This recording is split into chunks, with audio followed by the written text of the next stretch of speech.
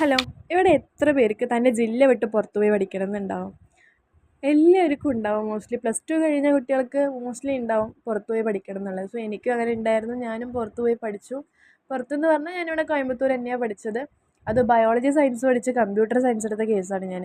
എനിക്ക് കമ്പ്യൂട്ടറുടെ ABCD പോലും എന്താണെന്ന് അറിയില്ല, കോഡിങ് എന്താണെന്ന് അറിയില്ല. എന്നിട്ട് അവസാനം ഞാൻ കമ്പ്യൂട്ടർ സയൻസ് എടുത്ത് പഠിച്ച് സോ അത്യാവശ്യം നല്ല മാർക്കോട് കൂടി തന്നെ പാസ്സായി. ഇപ്പോൾ കോളേജ് എൻ്റെ ഫിനിഷായി. സോ പുറത്തേക്ക് പോയി പഠിക്കുക എന്ന് പറഞ്ഞു കഴിഞ്ഞാൽ അത്യാവശ്യം നല്ല എക്സ്പീരിയൻസ് ആണ്. കുറേ ഫ്രണ്ട്സിനെ കിട്ടും. ഞാനിവിടെ പാലക്കാട് ഇരിക്കുമ്പോൾ നൈറ്റ് ലൈഫ് കണ്ടിട്ടില്ല, ഫ്രണ്ട്സിൻ്റെ കൂടെ ട്രിപ്പ് പോയിട്ടില്ല, ഒരു ഫ്രണ്ട്സിൻ്റെ വീട്ടിൽ സ്റ്റേ പോലും ചെയ്തിട്ടില്ല. പക്ഷെ ഞാൻ അങ്ങോട്ട് കോയമ്പത്തൂർ പോയപ്പം കഴിക്കാത്ത ഫുഡ്, അതായത് വെറൈറ്റീസ് ഓഫ് ഫുഡ് കഴിച്ചു തുടങ്ങി.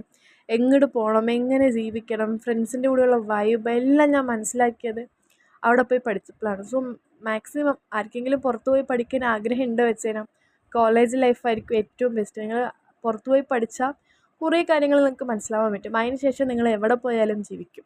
സോ അതിന് ഞാൻ ഗ്യാരണ്ടിയാണ്. സോ പുറത്ത് പോയി പഠിക്കാൻ ആഗ്രഹമുള്ളവർ പാരൻസിനെയൊക്കെ കൺവിൻസ് ചെയ്ത് പുറത്ത് പോയി പഠിച്ചോളൂ, ഒരു തെറ്റുമില്ല. എൻ്റെ പിന്നെ അവരവരുടെ കയ്യിലിരിപ്പ് പോലെ ഇരിക്കും ഓരോ ഫ്രണ്ട്സിനെ കിട്ടുക, അവരവരുടെ കാര്യങ്ങളൊക്കെ ഭയങ്കര ഭംഗിയാവുക എന്നുള്ളത് അവരുടെ ഓരോ പ്രവൃത്തിയിലുണ്ടാവും.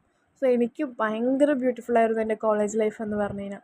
സോ ഇപ്പോഴും ഞാനത് മിസ് ചെയ്യുന്നുണ്ട്. കഴിഞ്ഞിട്ട് കുറച്ചായുള്ളൂ, പക്ഷേ ഇപ്പോഴും അത്യാവശ്യം നല്ല മിസ് ചെയ്യുന്നുണ്ട് കേട്ടോ എൻ്റെ കോളേജ് ലൈഫല്ല, എൻ്റെ ഫ്രണ്ട്സിനെയാണ് ഞാൻ അത്യാവശ്യം നല്ല മിസ് ചെയ്യുന്നത്. ഓക്കെ, ഇതൊക്കെ കഴിഞ്ഞു. ഇതാണ് എൻ്റെ ഫൈനൽ ലുക്ക്. സോ എൻ്റെ ലുക്ക് എങ്ങനെയുണ്ട് പറയാം കേട്ടോ. Thank you.